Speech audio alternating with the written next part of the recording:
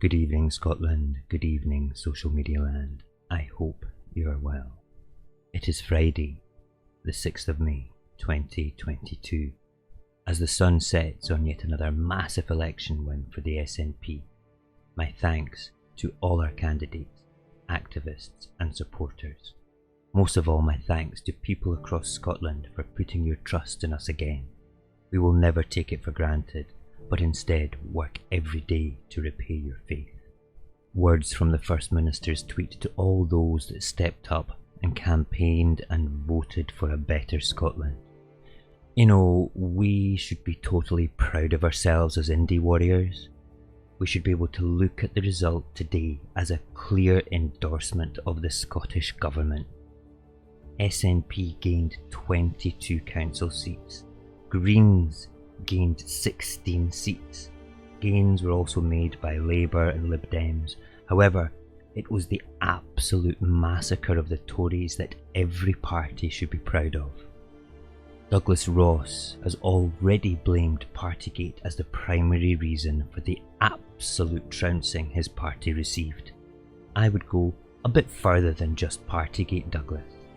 Perhaps you retracting your letter to the 1922 committee when you called for Johnson's resignation.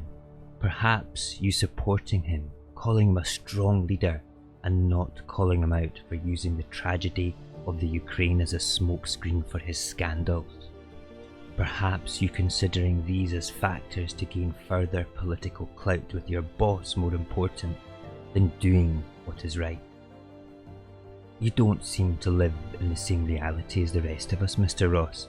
You live in a fiction where the real lives lost in your own land is just fodder and fuel to create talking points to use in your speeches.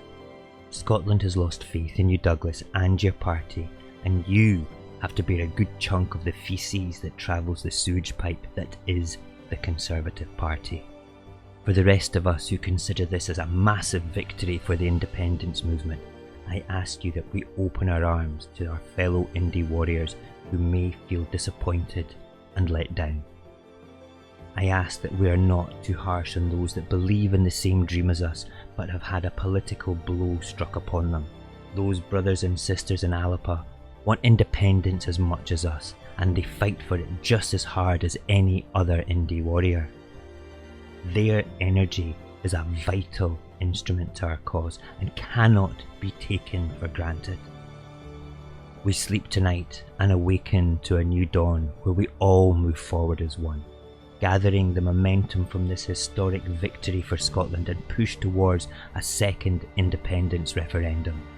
On this road we travel, we shall win the hearts and minds of even more Scots. We shall convince those that teeter on the edge of voting yes that the only way forward for Scotland is independence. We are all yes Scots, and we shall all be voting yes.